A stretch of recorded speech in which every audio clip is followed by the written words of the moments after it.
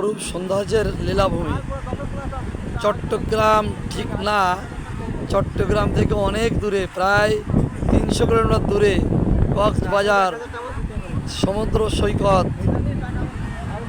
এই দেখছেন আপনারা সেই লাবণী স্পট।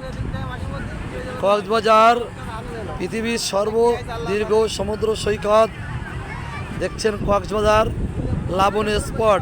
দেখেন প্রচুর লোকারণ্য, যেদিকে চোখ যায় শুধু পানি আর লোক, যেদিকে চোখ যায় শুধু পানি আর লোক। দেখেন ঢেউ একটা আসলে পড়ছে সাগরে। দেখেন জোড়া ধরে ঘোড়া যাচ্ছে, এই ঘোড়ায় লোকজন উঠবে, এরা ঘোড়া দিয়ে জীবিকা নির্বাহ করে। আরে পাগল